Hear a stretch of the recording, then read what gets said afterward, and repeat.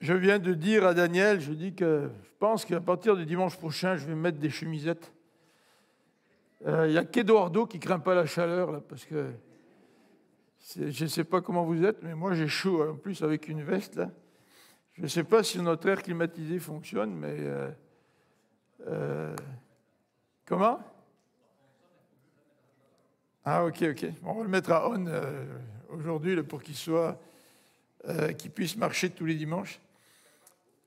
Oui. T'as bien fait de ne pas mettre une cravate ce matin, Eduardo, là, parce que ça fait encore plus chaud. Avant de commencer, chaque fois que j'ouvre la Bible dans mon cellulaire, je pense à nos cellulaires qui parfois sonnent pendant la prédication. Donc, je vais en profiter aujourd'hui pour vous rappeler de mettre vos cellulaires sur off. Et ce matin, Eustache m'a rappelé qu'il fallait le faire. Et juste avant de commencer l'adoration, j'ai mis mon cellulaire sur off. C'est dommage, ma femme ne pourra plus m'appeler pendant la prédication pour me dire que je me suis trompé ou que j'ai fait une erreur. Mais voilà, il vaut mieux ça, hein? Il vaut mieux ça.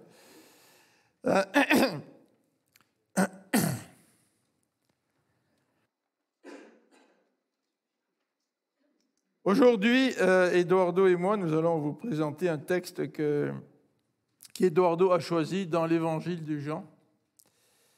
Un texte qui va nous parler de la mort de Jésus, mais en particulier un texte qui met l'accent sur un élément extrêmement important en rapport avec la personne de Jésus. Alors nous allons regarder donc la crucifixion de Jésus dans 1 Jean au chapitre 19, donc je vous invite à tourner aussi avec moi, pas dans 1 Jean, excusez-moi, Jean chapitre 19, à partir du verset 17. Et nous allons regarder ensemble un élément extrêmement important en rapport avec la vie de Jésus, et en particulier avec sa mort, c'est le suivant. Premier élément important que nous allons regarder ce matin, c'est que l'Ancien Testament annonce la venue du Christ. Et si vous vous rappelez, dans Luc au chapitre 24, alors que les deux disciples d'Emmaüs quittaient Jérusalem, déçus de la tournure des événements, ce Jésus qu'ils avaient suivi pendant 2 ans, il vient d'être mis à mort. Donc toute cette belle expérience semble se terminer et sur une note extrêmement négative. Alors qu'ils rentrent chez eux à Emmaüs et quittent Jérusalem, en chemin, quelqu'un les aborde. Ils n'ont pas reconnu Jésus, mais Jésus les aborde, commence à leur parler et il leur explique comment les Écritures parlaient de lui. Alors Jésus est en train de dire à ses 2 disciples d'Emmaüs, tout ce qui vient d'arriver, ça a été prédit par les Écritures. Tout ne s'arrête pas là. Au contraire, Dieu a un plan et le plan de Dieu s'accomplit. Et ce plan a été annoncé dans les Écritures, dans l'Ancien Testament. Et il est en train de se dérouler. Donc ne soyez pas désespérés, dit Jésus aux disciples d'Emmaüs. Et ce n'est que, alors qu'ils étaient en train de manger et qu'ils prennent le pain, que les yeux de ses disciples s'ouvrent et ils se rendent compte que c'est Jésus. Ils se rendent compte que c'est Jésus. Donc, l'Ancien Testament annonce des prophéties, notamment concernant la personne de Jésus, et la mort de Jésus accomplit plusieurs de ces prophéties, comme nous allons le voir ce matin. Dans le texte qui nous intéresse, dans Jean 19, nous allons voir qu'à trois reprises, Jean fait référence à l'accomplissement des Écritures. À 3 reprises. Alors, je vous invite à lire avec moi le texte et on va souligner les 3 versets qui font référence à l'accomplissement des Écritures. Jean 19, verset 17. Jésus, portant sa croix, arriva au lieu du crâne qui se nomme en hébreu Golgotha. C'est là qu'il fut crucifié et 2 autres avec lui, un de chaque côté et Jésus au milieu. Pilate fit une inscription qu'il plaça sur la croix et qui était ainsi conçue. Jésus de Nazareth, roi des Juifs. Là, je viens de changer de version J'étais en train de lire dans la salle de la Louis II, donc je continue avec la Bible du Semeur. J'espère qu'on aura la même version à l'écran. Verset 20. Comme l'endroit où Jésus avait été crucifié se trouvait près de la ville, beaucoup de Juifs lurent l'inscription écrite en hébreu, en latin et en grec. Les chefs des prêtres protestèrent auprès de Pilate. Il ne fallait pas mettre le roi des Juifs, mais cet homme a dit « Je suis le roi des Juifs ». Pilate répliqua « Ce que j'ai écrit restera écrit ». Lorsque les soldats eurent crucifié Jésus, ils prirent ses vêtements et en firent 4 parts, une pour chacun d'eux. Restait la tunique, qui était sans couture, tissée toute d'une seule pièce de haut en bas. Les soldats se dirent entre eux, au lieu de la déchirer, tirons au sort pour savoir qui l'aura. Donc, verset 24. C'est ainsi que s'accomplit cette prophétie de l'Écriture. Ils se sont partagés mes habits et ils ont tiré au sort ma tunique. Première référence à l'accomplissement des Écritures dans ce texte. C'est exactement ce que firent les soldats. Près de la croix de Jésus se tenait sa mère, la sœur de sa mère, Marie, femme de Clopas, et Marie de Magdala. En voyant sa mère, et à côté d'elle le disciple qu'il aimait, Jésus dit à sa mère, « Voici ton fils ». Puis il dit au disciple, « Voici ta mère ». À partir de ce moment-là, le disciple l'a pris chez lui. Après cela, Jésus, sachant que désormais tout était achevé, dit « Pour que l'Écriture soit accomplie ». Deuxième référence à l'accomplissement des Écritures. Qu'est-ce que Jésus a dit? Il a dit « J'ai soif ». Près de là se trouvait un vase rempli de vinaigre. On attacha donc une éponge imbibée de ce vinaigre au bout d'une branche d'hysope et on l'approcha de la bouche de Jésus. Quand il eut goûté le vinaigre, Jésus dit « Tout est accompli ». Il pencha la tête et rendit l'esprit. Comme on était à la veille du sabbat, et de plus d'un sabbat particulièrement solennel, celui de la Pâque, les Juifs voulaient éviter que les cadavres restent en croix durant la fête. Ils allèrent trouver Pilate pour lui demander de faire briser les jambes des suppliciés et de faire enlever les corps. Les soldats vinrent donc et brisèrent les jambes au premier des criminels crucifiés avec Jésus, puis à l'autre. Quand ils arrivèrent à Jésus, ils constatèrent qu'il était déjà mort et ils ne lui brisèrent pas les jambes. L'un des soldats lui enfonça sa lance dans le côté et aussitôt il en sortit du sang et de l'eau. Celui qui rapporte ces faits les a vus de ses propres yeux et son témoignage est vrai. Il sait parfaitement qu'il dit la vérité pour que vous aussi vous croyiez. En effet, tout cela est arrivé pour que se réalise cette parole de l'Écriture. Troisième référence à l'accomplissement des Écritures. Aucun de ces os ne sera brisé. De plus, un autre texte déclare « Ils tourneront leur regard vers celui qu'ils ont transpercé ». Prions ensemble. Seigneur notre Dieu, ce matin, nous voudrions nous placer devant toi pour nous rappeler que Jésus est l'accomplissement des prophéties. Non pas des prophéties humaines, mais des prophéties que toi, le Seigneur, as prononcées par tes prophètes dans l'Ancien Testament. Des centaines d'années avant que Jésus n'arrive, tu avais promis la venue du Messie. Merci Seigneur parce que ta parole est fiable. Le Seigneur est arrivé. Et merci Seigneur parce que nous pouvons faire confiance à ta parole. Tu nous dis aussi que tu vas nous ressusciter entre les morts. Tu nous dis aussi que tu vas nous prendre avec toi en ta présence. Et nous savons que cela va arriver parce que tu accomplis toujours ce que ta parole annonce. Donc Seigneur, nous pouvons fonder notre foi sur un Dieu de vérité et de fidélité. Donc ouvre notre cœur, nous t'en prions Seigneur. Amen. Alors ce matin, Eduardo va nous présenter le fait suivant, c'est que Jésus a été traité comme un criminel.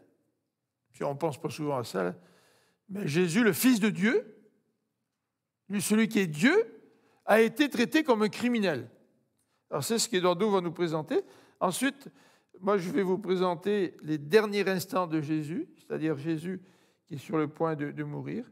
Eduardo va revenir pour nous parler de ce que le texte précise en rapport avec l'ensevelissement de Jésus et le fait que son corps devait être enlevé, pourquoi il devait être enlevé, puis en quoi cela accomplit les Écritures.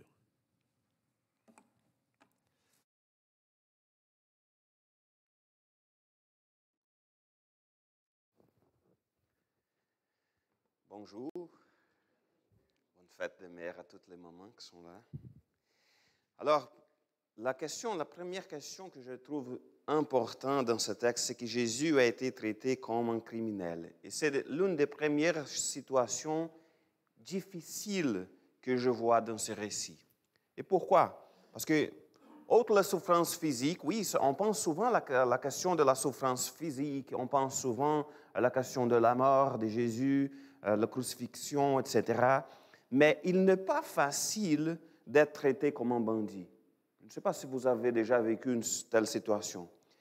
J'ai vécu une situation à l'aéroport de Tel Aviv, en Israël, qui m'a fait penser à la difficulté d'être pris pour un bandit. J'étais en prison, ok? Mais nous étions un groupe de 6 pasteurs et 2 d'entre eux ont donné des réponses divergentes à l'agent d'immigration. Israël, beaucoup d'intentions, questions de terrorisme, on venait des pays musulmans, etc. Et 2 de mes amis, à cause de la difficulté de la langue, ont donné des réponses divergentes. Tous les groupes ont été, mais sont qui votre groupe, ces gars-là? Tout notre groupe a été sorti de la file d'attente et le chef de la sécurité de l'aéroport est venu nous parler. Et lorsqu'ils sont venus, j'aimerais parler avec le leader. Celui, ils m'ont montré, je n'étais pas le leader, mais celui qui parle l'anglais dans le groupe. OK, donc viens avec moi. Et j'étais séparé du groupe et interrogé pendant une quinzaine de minutes dans l'aéroport d'Israël, en Tel Aviv.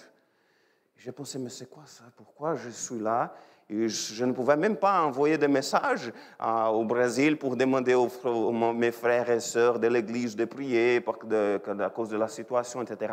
C'était pendant la nuit au Brésil. Et sans être coupable, le pécheur que je suis s'est senti extrêmement mal à l'aise d'être interrogé et traité comme un suspect. Ce n'était pas comme un criminel, mais comme un suspect. Mais ça, j'étais vraiment mal à l'aise avec cette situation. Et Jésus, le Saint de Dieu, c'est lui qui est saint, qui n'a pas de péché, c'est lui qui n'a jamais péché, n'a pas seulement été traité comme un suspect, mais il était traité comme un criminel. C'est difficile. Jésus, il a été même crucifié entre 2 bandits. Lisons le verset 17 et 18. Celui-ci, portant lui-même sa croix, sortit de la ville pour se rendre à l'endroit appelé le lieu du crâne, en hébreu, Golgotha. C'est là qu'ils le crucifièrent, lui et les 2 autres. On plaça une croix de chaque côté de la sienne. Celle de Jésus était au milieu. Les soldats romains ont crucifié 2 autres personnes, 2 autres hommes à côté de Jésus. Cependant, contrairement au Fils de Dieu, les autres, ces hommes payaient pour des crimes dont ils étaient vraiment coupables. La parole nous dit qu'ils étaient des criminels. Comme nous pouvons même constater dans le texte parallèle de Luc, les 2 criminels se sont d'abord moqués du Fils de Dieu. Ils sont d'abord moqués de Jésus. Plus tard, cependant, l'un de ces hommes se repentit, il a reconnu Jésus comme le Messie. Vous connaissez le texte.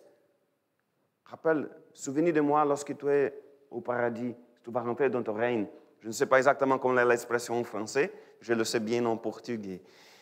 Mais plus tard, ce malfaiteur a trouvé le pardon de ses péchés, même à l'heure de la mort. C'est très important.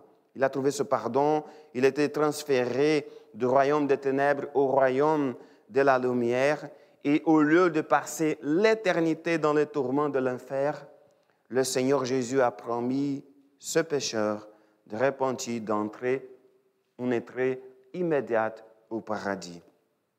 Ils étaient là pour être crucifiés. Mais Jean, ils ne mettent pas beaucoup d'accent sur ces criminels. Ils mettent plus l'accent sur la souffrance de Jésus. Et en parlant de la crucifixion, c'est important de savoir que la crucifixion était le plus cruel, le plus sordide des châtiments. C'était vraiment quelque chose de douloureux.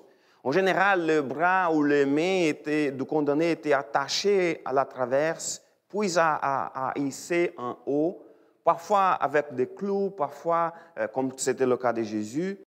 Et parfois aussi, il y avait une pièce de bois. Une pièce de bois était clouée au poteau vertical pour servir de siège, en pensant, mais c'était bon d'avoir un siège, c'était plus confortable. Non, mais ce n'était pas pour donner le confort, ce n'était pas pour soulager le condamné, mais c'était une manière de prolonger sa vie et en même temps sa souffrance, son agonie. Malgré sa barbarie, la crucifixion était une forme très courante de peine capitale pour les criminels, mais elle était réservée aux pires criminels. Était destinée à infliger la quantité maximale de souffrance, de torture et de honte à la victime de la peine capitale. C'est ça que Jésus a passé. Alors, Jean, il met trop l'accent pas sur les criminels. Les autres évangiles parlent plus sur les criminels, mais Jean ne se préoccupe pas beaucoup de ces criminels. Il suffit davantage de rappeler que Jésus a été crucifié parmi eux.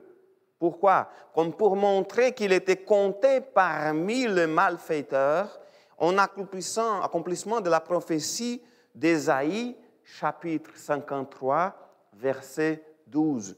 Lisons le texte, chapitre 53 d'Ésaïe, verset 12. « Voilà pourquoi je lui donnerai une part avec ces gens nombreux.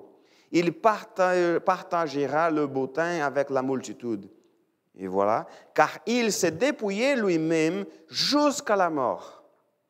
Il s'est laissé compter parmi le malfaiteur, car il a pris sur lui les fautes d'un grand nombre. Il a intercédé en faveur des coupables. Jésus a été compté parmi les malfaiteurs. Il a été traité comme un criminel. Et quel était son crime? Lisons le verset 19.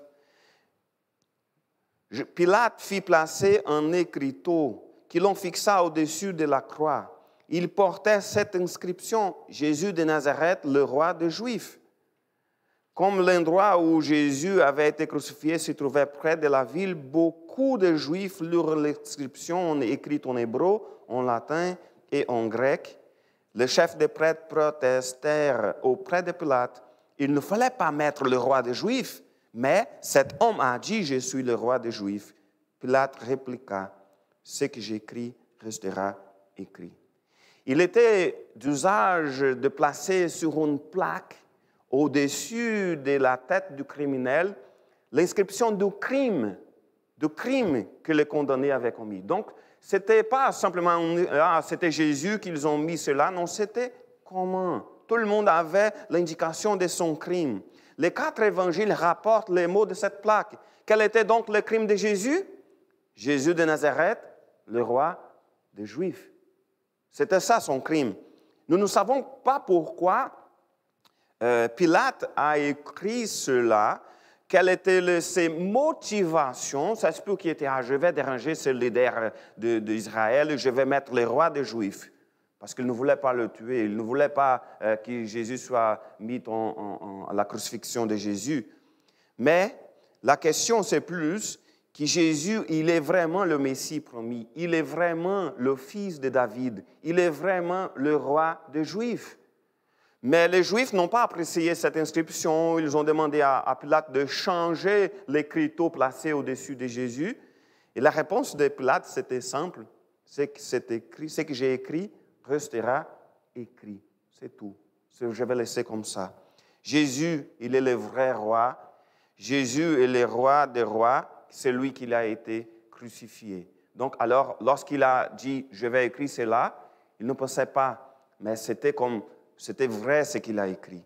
Ça se peut que sa motivation, ce n'était pas la bonne, mais Dieu, il fait les choses comme il veut. Jésus, il a été condamné comme un terrible criminel et son crime, être le roi des Juifs. Mais il n'a jamais commis de péché.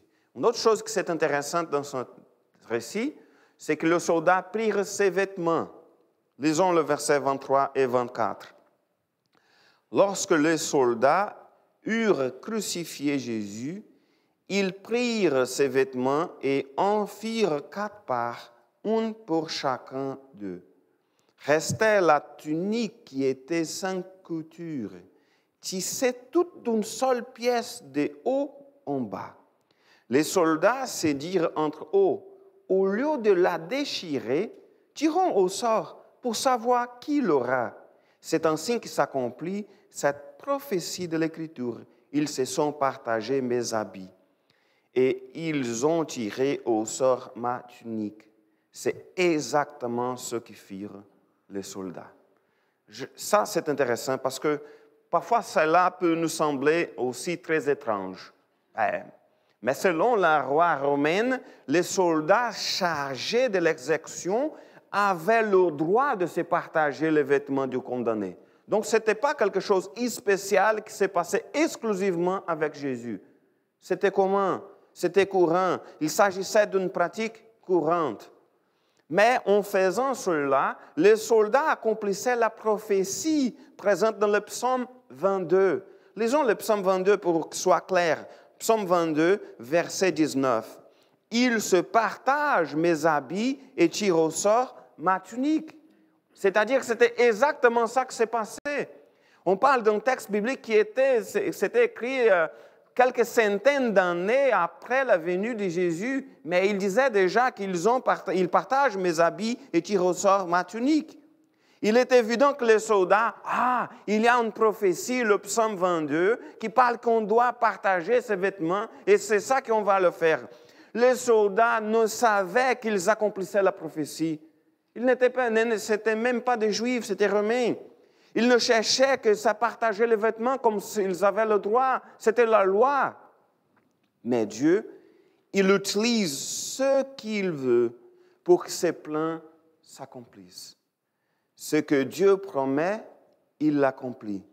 Quelles que soient les circonstances, car Dieu est le maître de l'histoire. Il est le Seigneur. Jésus portait alors 2 vêtements principaux, les habits et la tunique. Les habits ont été partagés, divisés en 4 parties, une pour chaque soldat. Et la tunique valait bien plus si elle était laissée entière. Et c'est pour ça qu'ils n'ont pas coupé. Non, OK, c'est mieux on va tirer au sort. Nous pourrons peut-être réfléchir, mais Jean, il a fait beaucoup d'attention. Comment l'apôtre Jean a pu penser au psaume 22 lorsqu'il a parlé des vêtements de Jésus? Parce que vous ne trouvez pas que c'est intéressant de savoir, mais même il a aperçu les détails pour mentionner l'Écriture. Mais la réponse se trouve en Jésus. C'est Jésus qui a indiqué ces psaumes. Parce que Jésus lui-même a parlé de ces psaumes. Lisons le verset 2 de psaume 22. « Mon Dieu, pourquoi m'as-tu abandonné? » Mon Dieu, pourquoi m'as-tu abandonné? Reconnaissez-vous ces versets? C'est qui a dit cela? Jésus, sur la croix. Il a été cité par Jésus au moment de sa mort. Eli, Eli, lama sabachthani. C'est ça que Jésus a dit. Au moment qu'il parlait ça, il faisait mention au psaume 22. Et c'est pour ça mais si Jésus a parlé du psaume 22, probablement il faut bien regarder le texte pour voir s'il a des autres choses. Et Jean probablement a vu la question de vêtements. Alors Jésus lui-même a indiqué donc l'accomplissement des prophéties de ce psaume au moment de sa crucifixion. Jean, alors attentif au psaume mentionné par Jésus, a donc pu identifier l'accomplissement de cette prophétie. Jean va maintenant se tourner vers le groupe de femmes qui se tient près de la croix et c'est c'est Philippe qui va parler de ce groupe de femmes. Je disais que pour parler des femmes, c'est mieux de Philippe qui est il a plus d'expérience que moi pour parler.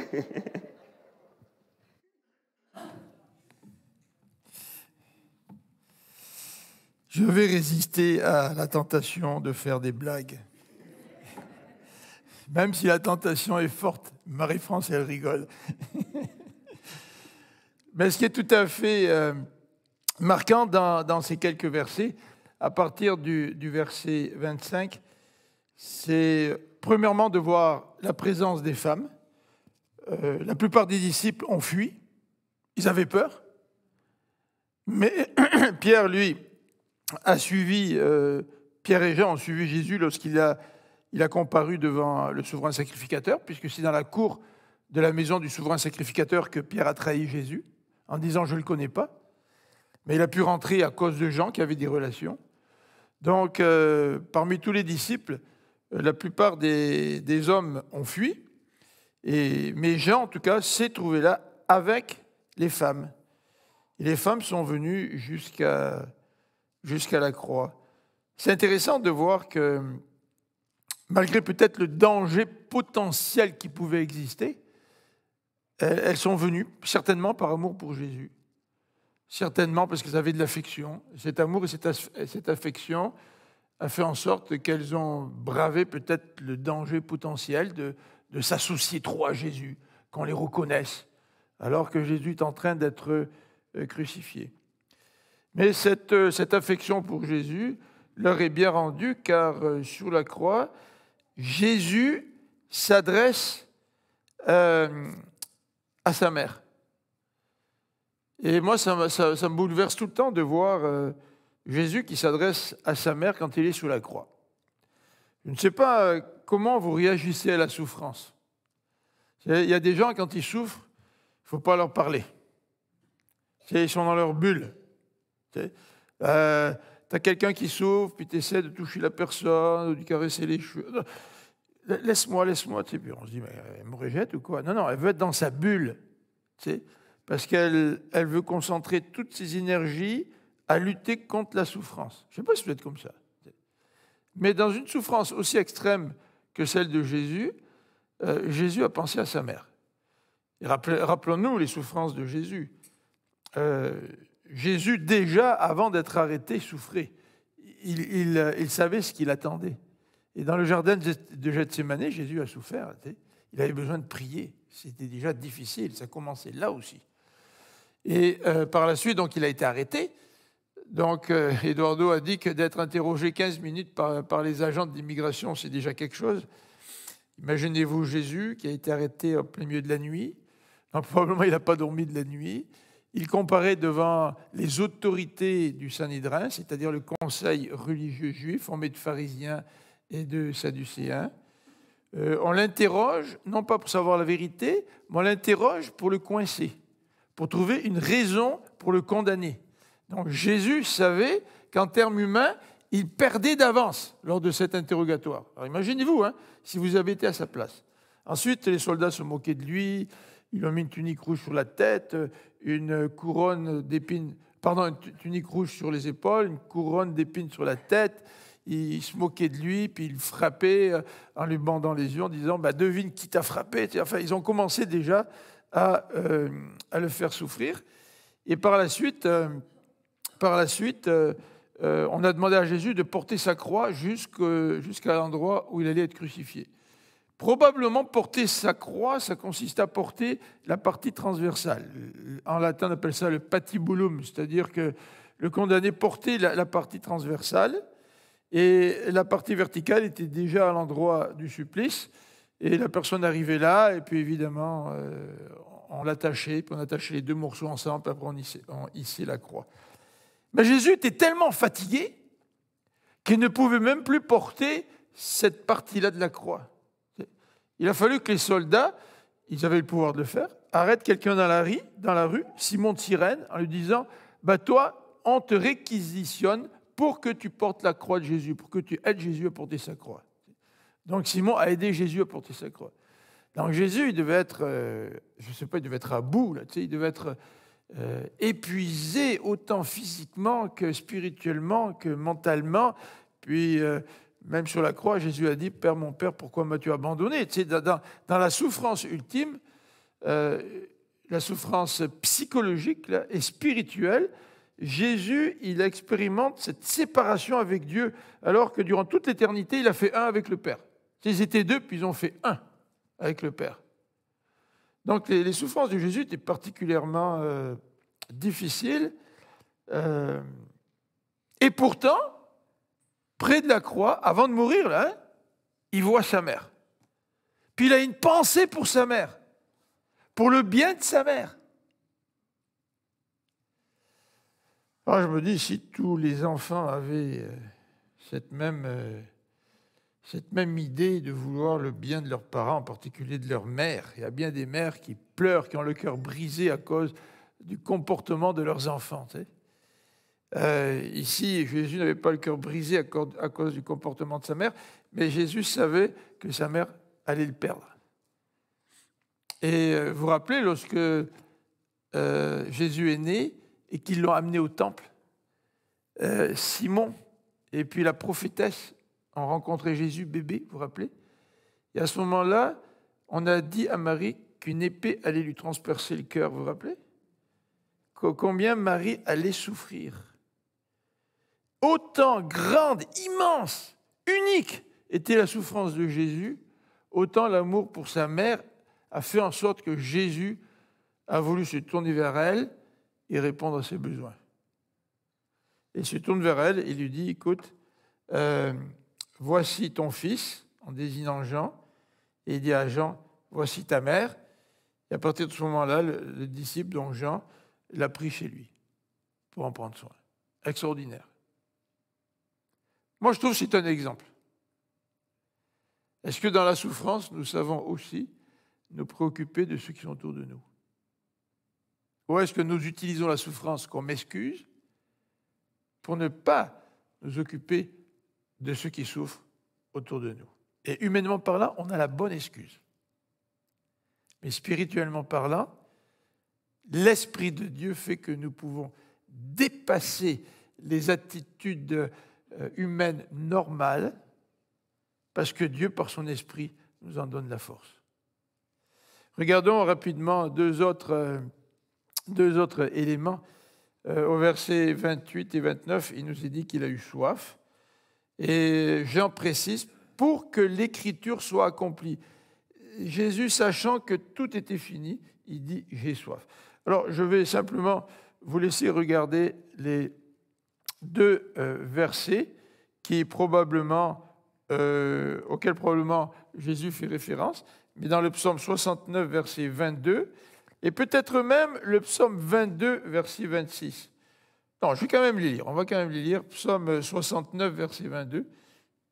On va lire ce texte qui préfigure cet événement sous la croix. Donc, psaume 69, verset 22. Ils ont mis du poison dans le pain que je mange. Pour étancher ma soif, ils m'offrent du vinaigre. C'est exactement ce qui s'est passé. On a offert à Jésus du vinaigre. Je vous laisse lire le psaume 22, verset 26, si vous le désirez. Je voudrais terminer par ces paroles de Jésus, donc dans Jean 19, où Jésus dit « Tout est accompli ». Alors pour ceux qui ont fait la formation d'évangélisation de évangélisation explosive, dans le cours, on explique l'œuvre de Jésus à la croix. Et à un moment donné, après avoir expliqué l'œuvre de Jésus à la croix, on souligne le fait que ce que Jésus a fait à la croix, c'est qu'il a tout accompli. Et on utilise le mot qu'on retrouve dans le texte, tétélestai. Ça veut dire donc tout est accompli. Et Jésus lui-même dit au verset 30, tout est accompli. C'est-à-dire que Jésus, il accomplit la mission pour laquelle il a été envoyé. Il est mort sur la croix, Jésus, et en mourant sur la croix, il a accompli la mission que Dieu lui avait confiée. Et quelle était-elle, cette mission? Cette mission, c'était de tout faire pour que nous puissions être sauvés. C'était de s'offrir lui-même sur la croix comme un criminel, alors qu'il était parfait, a dit Eduardo. En s'offrant sur la croix, Jésus portait tous nos péchés. Donc Jésus est devenu un criminel sans être coupable. Et il est devenu un criminel sans être coupable parce qu'il a porté nos péchés. Et c'était ça la mission de Jésus. Et en mourant sur la croix, Jésus savait que la colère de Dieu reposait sur lui. C'est pour ça qu'à un moment donné, il a dit « Père, mon Père, pourquoi m'as-tu abandonné ?» Parce que le Christ qui portait nos péchés a suscité la colère de Dieu. Dieu ne tolère aucun péché, aussi petit soit-il. Vous vous rendez compte, là, ce Jésus qui a été uni pendant toute l'éternité avant sa venue sur la terre, uni avec Dieu, d'une union parfaite, parce qu'il a porté nos péchés, il est séparé de Dieu. Il subit la colère de Dieu. Et là, Jésus le savait, tout ça. Il le savait, c'est pour ça que c'est difficile pour lui. Mais juste avant de mourir, Jésus dit, tout est accompli. Parce que maintenant, les gens, les hommes et les femmes, qui vont se tourner vers moi et qui vont croire que j'ai porté leurs péchés, eh bien, ils vont être pardonnés. Et autant moi j'ai pris leurs péchés sur moi, eh bien, Jésus, à celui qui croit, fait un échange. Il dit, moi, j'ai porté tes péchés sur la croix, maintenant, moi, je te donne ma justice. Parce que moi, j'ai porté tes péchés à toi sur la croix, et que Dieu m'a considéré comme coupable, maintenant que moi, j'ai payé à ta place, tu n'as plus besoin de payer, et au contraire, tu reçois ma justice. Il y a comme un échange qui s'effectue là, sur la croix, et juste avant de mourir, Jésus dit, tout est accompli.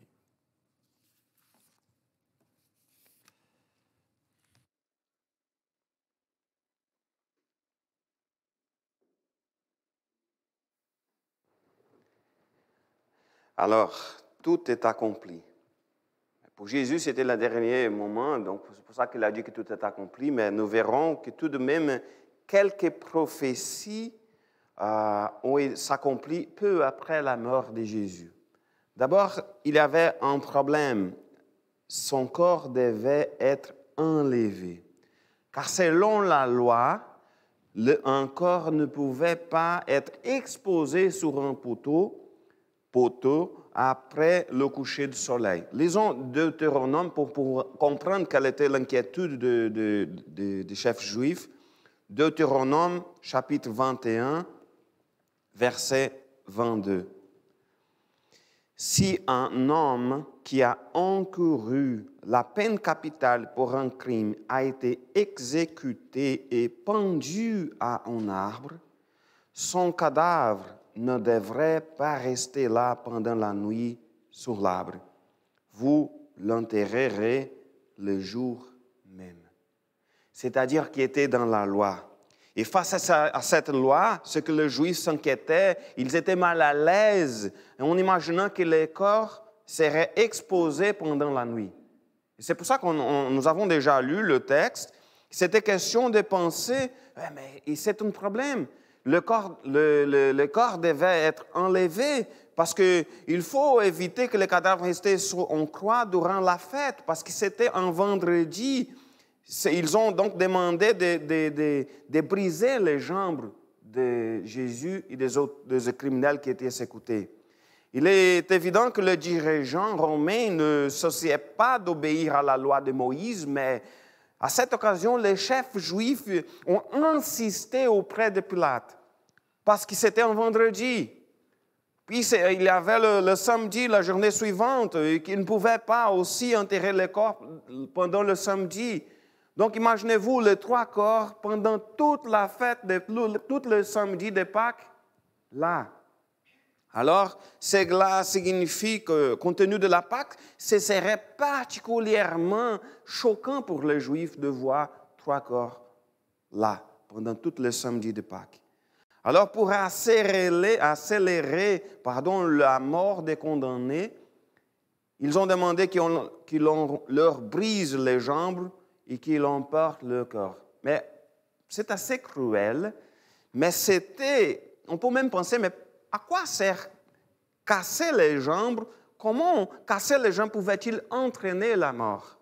Et ça, c'est intéressant parce que lorsque les jambes étaient brisées, la mort était accélérée car le condamné perdait le soutien de ses jambes.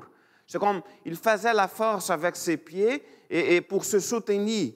Alors, par conséquent, après qu'il s'était brisé, le poids du corps comprimait tellement la cage thoracique que le poumon ne pouvait plus faire le travail. Donc, c'était beaucoup de souffrance. Mais lorsque les jambes étaient brisées, l'asphyxie survenait rapidement. C'était vite. À ce moment-là, il y avait 3 condamnés. Les 4 soldats, probablement, sont divisés en 2 groupes. Et chaque groupe s'est rendu à une des extrémités. Ils ont brisé les jambes de ceux qui se trouvaient aux extrémités. Ensuite, ils sont allés vers Jésus, mais ce qui s'est passé, le verset 33, quand ils arrivèrent à Jésus, ils constatèrent qu'il était déjà mort. Ils ne lui brisèrent pas les jambes. Pourquoi? C'est le verset 36 qui nous donne la réponse. En effet, tout cela est arrivé pour que se réalise cette parole de l'Écriture. Aucun de ces os ne sera brisé. Ce sont les accomplissements des prophéties. Après avoir brisé les jambes des autres, ils arrivent au corps de Jésus et constatent qu'il était déjà mort. De même, la prophétie concernant les vêtements de Jésus, une autre prophétie est en train de s'accomplir. Aucun de ces os ne sera brisé. Jean, il se référait probablement au psaume 34. Lisons le verset 20 et 21 du psaume 34. « De nombreux malheureux attendent le juste, mais l'Éternel le délivre de tous. Il veille sur ses os, aucun dos n'est brisé. » Aucun de ses os n'est brisé. Le contexte de ce psaume, c'est que Dieu prenne soin de chaque os de ceux qui vivent, de chaque os de ceux qui vivent dans la justice. C'est-à-dire que cette citation du texte sert à souligner la justice de Jésus parce que Jésus n'a jamais péché. Mais il est probable aussi que Jean avait également un autre texte biblique à l'esprit. C'est quoi? C'est lorsque le Seigneur a institué la Pâque, c'est-à-dire dans Exode chapitre 12, il a donné les commandements suivants au sujet de l'agneau de Pâques. C'est le verset 46.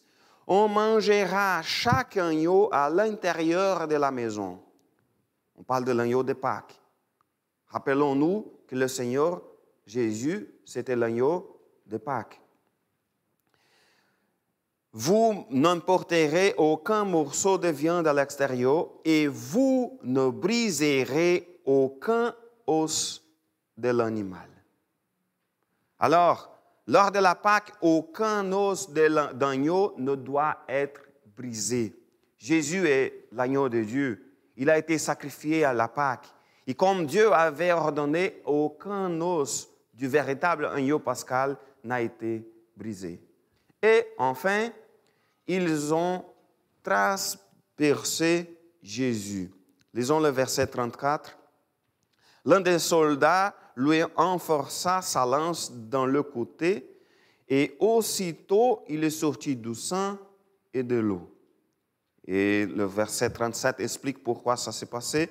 De plus, un autre texte déclare « Ils tourneront le regard vers celui qu'ils ont transpercé. » C'est encore une autre prophétie qui s'est accomplie sur la croix. Lorsqu'ils se sont approchés de Jésus, il semble qu'il est déjà mort, mais il fallait en être sûr. On va vérifier. Et quel est l'autre moyen qu'il y avait? L'un d'eux enforce la pointe de sa lance dans le côté de Jésus. Vraiment, il n'y avait aucun signe de vie. Parfois, c'est comme, à nouveau, Dieu, dans sa providence, a utilisé les actions de ses soldats pour accomplir ses prophéties. Dieu est le maître de l'histoire. Mais parfois, il y a des mondes qui essaient d'expliquer de pourquoi il a sorti de l'eau et du sang, qu'est-ce que ça veut dire, et on trouve des explications, mais Jean voulait simplement attester de la mort de Jésus. C'est tout. Il n'y a pas de questions scientifiques ici dans la tête de Jean pour essayer d'expliquer pourquoi ça s'est passé. Cette information était très, très importante pour qu'il soit clair que la mort de Jésus était réelle. Il avait du sang. Il a sorti comme tout le sang de Jésus. Et que Jésus était un être humain réel aussi. Parce qu'il y a toujours de nombreuses hérésies qui prétendent que Jésus n'était pas vraiment mort ou qu'il n'était pas vraiment humain. Et Jean, alors, il réfute cette possibilité clairement, soit dans ses lettres, soit dans son évangile, il laisse clair que Jésus était vraiment mort. L'accomplissement de notre prophétie s'est passé ici. Cette prophétie se trouve dans Zacharie, chapitre 10, verset 12.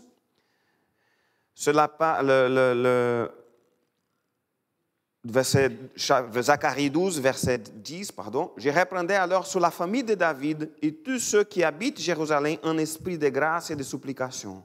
Alors ils tourneront le regard vers moi, celui qu'ils auront transpercé. » Regardons vers celui qu'ils ont transpercé. C'est à nouveau l'accomplissement d'une prophétie. Le contexte original des paroles de Zacharie semble faire partie de la liturgie nationale d'Israël, où le roi, le roi de Dieu, est symboliquement blessé. Mais cependant, dans le cas de Jésus, il ne s'agissait pas d'un roi symboliquement blessé. Jésus a été littéralement transpercé. Le roi des Juifs a été transpercé. Tout est accompli. En Jésus, nous avons l'accomplissement de nombreuses prophéties de l'Ancien Testament. Philippe.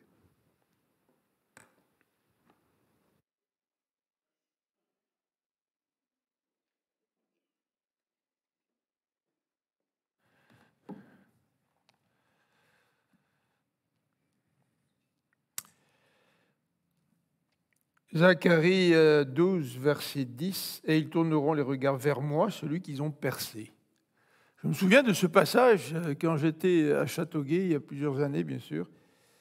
Un témoin de Jéhovah était venu me voir. Et j'avais accepté de le rencontrer à plusieurs reprises. Lui, il se disait certainement que s'il arrivait à me convaincre, toute l'Église allait suivre. Là, tu sais. Moi, je me disais, si il est ouvert, peut-être qu'il va comprendre l'Évangile. Mais à un moment donné, il a décidé d'inviter, il m'a demandé si il pouvait amener avec lui plusieurs personnes. Alors, il a amené 4-5 personnes, des témoins de Jéhovah. Et on a commencé à discuter. Et au travers de la discussion, on est arrivé à parler de Zacharie, chapitre 12, verset 10. Et dans Zacharie, au chapitre 12, verset 10, il est dit, c'est Dieu qui parle, hein, ils tourneront les regards vers moi. Donc c'est le peuple qui tourne les regards vers Dieu. Ils tourneront les regards vers moi, celui qu'ils ont percé. Voyez-vous, comme celui qu'ils ont percé est identifié à Dieu. Donc déjà dans Zacharie, on parle de ce Dieu qui va être percé. Et c'est d'autant plus intéressant, quand on parle de ces prophéties, que la crucifixion n'existait pas au moment où ces textes ont été écrits. Le psaume 22, au temps de David, c'est-à-dire 1000 ans avant Jésus-Christ. La crucifixion n'existait pas. Tu sais, les Assyriens, c'était un peuple très cruel, ils empalaient leurs ennemis, tu sais, sur un pieu, là, tu sais, c'est dégueulasse, en tout cas. Mais la crucifixion n'existait pas. Il y a quelques jours, peut-être une couple de semaines, j'étais dans la voiture avec mon petit-fils, puis on parlait de Jésus. Puis il me dit, mais papy, est-ce que c'est vrai tout ça? C'est une bonne question. Hein? Ah, j'ai dit, Johnny, c'est vrai pour plusieurs raisons. Et j'ai dit, ce serait long de te parler de toutes les raisons. Mais j'ai dit, il y a une des raisons, c'est que la venue de Jésus, le Messie, a été prophétisée des centaines d'années auparavant. Et ce ne sont pas des détails superflus, là. Les textes qu'on a vus ce matin, là, tu sais. Quand tu penses que la crucifixion n'existait pas, et pourtant, on parle de cette expérience que Jésus va avoir sous la croix. Le Seigneur, il est l'accomplissement des prophéties. Et c'est la raison pour laquelle nous pouvons lui faire confiance. Et c'est la raison pour laquelle nous pouvons nous tourner vers lui, parce que le Seigneur a aussi des prophéties pour chacun de ses enfants, des prophéties qui ne sont pas encore réalisées. Mais pourquoi est-ce que je crois à la réalité de la résurrection? Pourquoi est-ce que j'y crois à la réalité de la résurrection? Je n'ai jamais vu personne qui était ressuscité. Jamais. Vous savez, il ne suffit pas de parler de bonnes nouvelles. Hein. On dit que c'est une bonne nouvelle, le message de l'Évangile, parce que c'est un message qui nous dit que nos péchés peuvent être pardonnés par Dieu. C'est ça la bonne nouvelle, au point où Dieu n'est plus en colère contre nous, mais Dieu pardonne nos péchés puis nous considère justes, alors que je ne le suis pas juste. Il me considère comme juste, c'est une bonne nouvelle. Ce matin, j'ai écouté l'heure de la bonne nouvelle. Puis Sébastien Morin, que je connais bien, a donné l'exemple suivant. Il a dit, si ton voisin arrive et te dit que son chien, il est mort puis qu'il est ressuscité. Il dit, ça peut arriver, ça. Mais toi, tu vas avoir besoin de preuves, hein, parce que ça va à l'encontre de tout ce que tu connais, toute ton expérience. Hein. Il ne suffit pas de dire, voilà une bonne nouvelle. Plus ta nouvelle est grande, plus ta nouvelle est importante, plus tu dois amener des faits pour appuyer la véracité de ce que tu dis. Quand le Christ dit qu'il a vaincu la mort et qu'il est ressuscité, et qu'à tous ceux qui croiront en lui, il va les ressusciter, je veux dire, moi, je n'ai jamais entendu parler de ça dans le monde.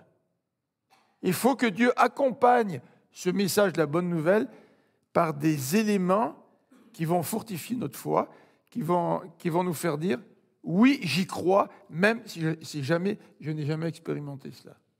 Et les prophéties, ce sont un des éléments que Dieu nous présente pour que nous puissions croire au message de la bonne nouvelle. C'est-à-dire que Jésus a réellement vaincu la mort et qu'il va nous donner aussi la résurrection sur la mort.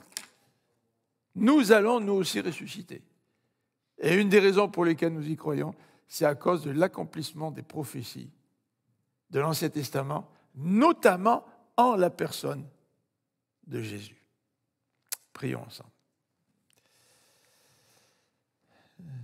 Pendant la prière, j'ai demandé aux musiciens de monter sur l'estrade pour qu'on puisse chanter ensemble pour terminer.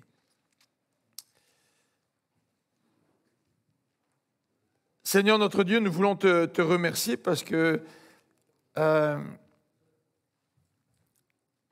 parole est extraordinaire pour bien des raisons, bien des raisons. Nous n'en avons vu qu'une seule ce matin. C'est la question des prophéties. Et notamment ces prophéties que Jésus a accomplies. Donc Seigneur, peut-être que ce matin nous posons des questions, nous ne sommes pas très très sûrs de tout le message de l'Évangile. Mais Seigneur, merci pour toutes ces raisons que tu nous donnes de croire. Notre foi n'est pas placée en quelque chose qui ne serait pas solide. Seigneur, notre foi se fonde sur des éléments solides. Et non seulement les accomplissements des prophéties, il y a bien d'autres raisons solides pour lesquelles nous pouvons croire au message de la bonne nouvelle. Donc Seigneur, nous te prions de nous aider à fortifier notre foi afin que nous puissions nous tourner vers toi et savoir que tu es le seul espoir de l'être humain sur cette terre. Tu es notre seule espérance. Et c'est la raison pour laquelle, Seigneur, nous voulons te louer. Amen. Je vous invite à vous lever.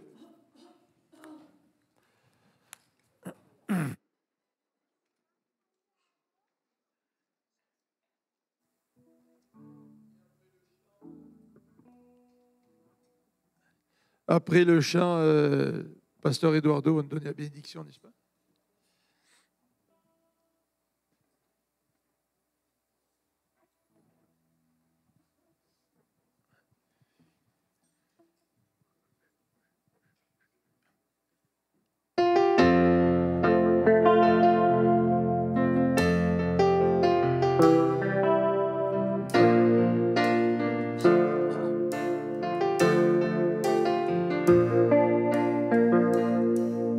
son amour, Dieu le Père envoya son Fils Jésus pour apporter la lumière à tous ceux qui sont perdus.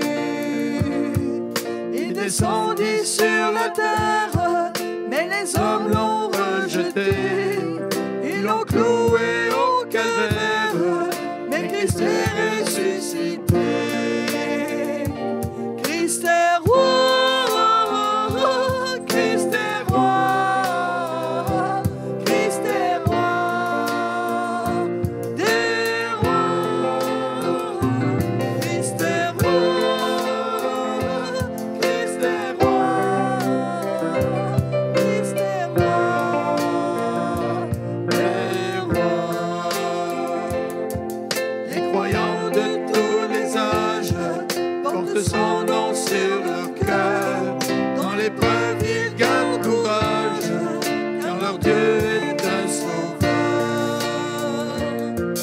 Ils formeront de la terre, annoncer le Fils béni, fiers de porter leur bannière sur laquelle il est écrit. Christ est roi. Christ est roi,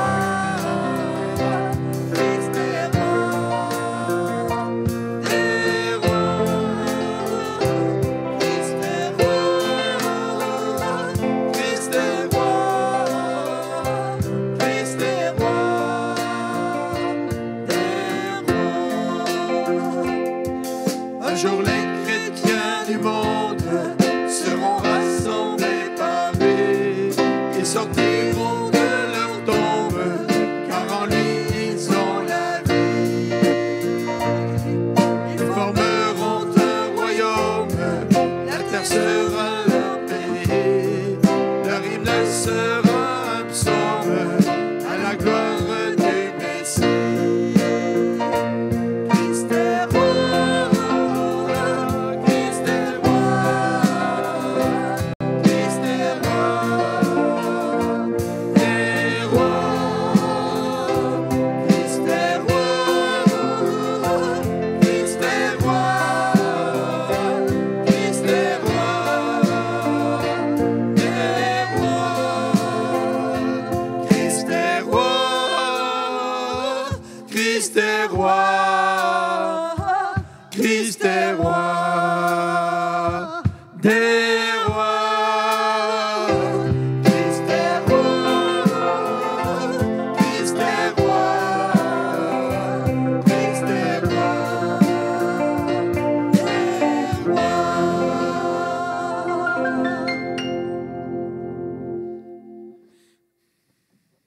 Merci Seigneur pour ce bon temps passé ensemble. Merci pour ta bonne parole. Je te prie Seigneur pour que tu bénisses chaque membre de notre Église, chaque personne qui est là, qui nous entend par l'Internet, que nous ayons une bonne semaine selon ta volonté et pour ta gloire. Seigneur, que prenne soin de chacun de nous, ceux qui sont malades, que nous soyons toujours ouverts à écouter ta bonne parole et que nous soyons toujours guidés pour toi. Que la grâce du Seigneur Jésus et que l'amour de Dieu et la communion du Saint-Esprit soient avec vous tous. Amen. Que Dieu vous bénisse. Je vous souhaite une bonne semaine.